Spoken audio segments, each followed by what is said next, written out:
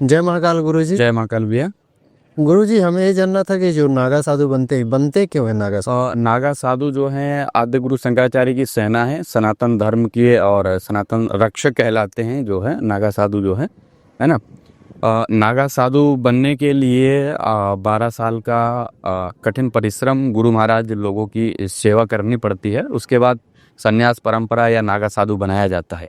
नागा साधु बनने के लिए जब सनातन धर्म नष्ट होने वाला था, नष्ट तो नहीं मतलब हम कह लेंगे समाप्त की कगार पे था, तब भगवान शिव के अवतार आदिगुरु शंकराचार्य ने अवतार लिया और नागा सन्यासों की एक फौज बनाई जिसको हम सेना कहते हैं, एक संगठन बनाया।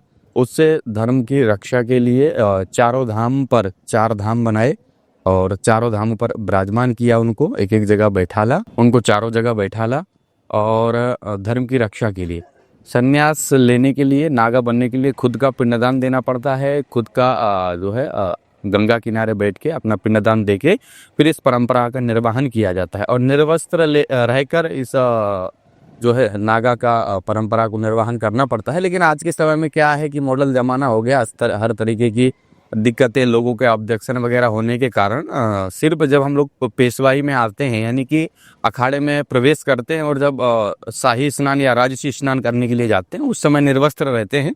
बाकी अन्य समय कपड़ा धारण करके जो है हम लोग उसको निर्वहन करते।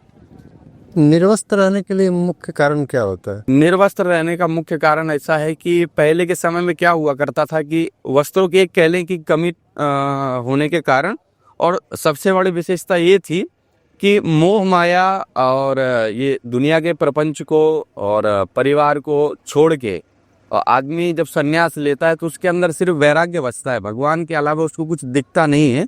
इसलिए वस्त्रों की कोई आवश्यकता नहीं होती है, भस्मी ही हमारा वस्त्र होती है। जैसे भगवान शिव भस्मी लगाते हैं, वैसे ही नागा सन्यासी जो होते हैं, नागा साधु होते हैं, वो भस्म धारण करते हैं, वस्त्र का धारण ना करके भस्मी का धारण करते हैं, इसलिए उनको नागा सन्यासी कहते हैं। नागा साधु के लिए मुख्य भोजन क्या होता है? नागा साधु का तो सात्विक जो भोजन है जिसको हम शाकाहारी कहते हैं वही है विशेष रूप से। और फिर क्या होता है कि साधु की जो आश्रम है, कुटिया जहाँ रहते हैं और गुफाओं में रहते हैं, तो हर जगह तो भोजन उपलब्ध नहीं हो पाता है। तो कोई ज़्यादातर महात्मा लोग फलहारी रह जाते हैं, किसी भी तरीके के जो फल होते हैं, फल मिल जाए उससे काम चला लेते हैं। या कल्पवासी जो होते हैं तो एक तरीके का गृहस्थों के ऊपर या भगवानों के ऊपर आश्रित रहते हैं, जो मिल जाता है वो खा लेते हैं, वो पा लेते हैं। इसमें कोई विशेष रूप का व्यंजन में तो कोई विशेष रूप का वो नहीं है कि आप किसी विशेष रूप का भोजन करें, ऐसा कुछ इसमें विधान नहीं है। हमने सुना था कि जो नागा साधु भिक्षा मांगने जाते हैं तो मुख्य रूप से 7 द्वार ही जाते हैं। हाँ, देखिए पहले परंपरा थी कि देखिए व्यक्ति के संन्यास का मतलब है कि आपने सब चीज़ें छोड़ दी। अब रही बात भिक्षा की, तो व्यक्ति उतना ही मांगेगा जितने में उसका पेट भर जाए, है ना। तो कहीं कहीं क्या होता है कि एक ही घर में इतना मिल जाता है कि हमको दूसरी जगह मांगने की आवश्यकता नहीं होती थी। आज के समय में तो ज़्यादातर हम कह लें तो नहीं मांगते, ना के बराबर है, क्योंकि मांगना व्यक्ति जगह जगह किसी के घर पे जाना, आजकल लोगों के व्यस्तताएं ज़्यादा हो गई हैं और जैसा भोजन सन्यासी करते हैं वैसा मिलता नहीं है ना।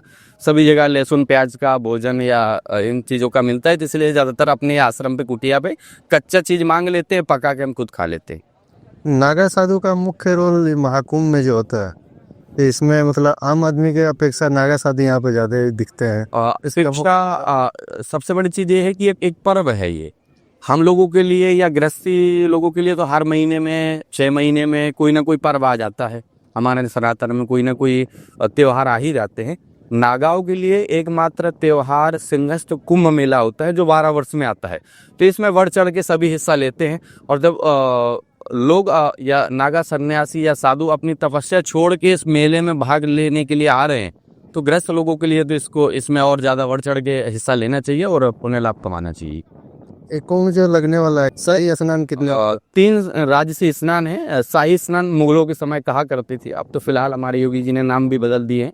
बहुत अच्छा भी किया, क्योंकि शाही स्नान एक उर्दू शब्द है और राजसी स्नान जो हमारे राजा महाराजा लोग या हमारे सनातन के लोग करते हैं उसको राजसी स्नान कहते हैं। ये लगभग 1 महीने के अंदर 3 स्नान होते हैं। पहला मकर संक्रांति का, दूसरा मौनी अमावस्या, तीसरा वसंत पंचमी। ये 3 ही स्नान करते हैं, उसके बाद आगे भी 2 स्नान बाकी रहते हैं।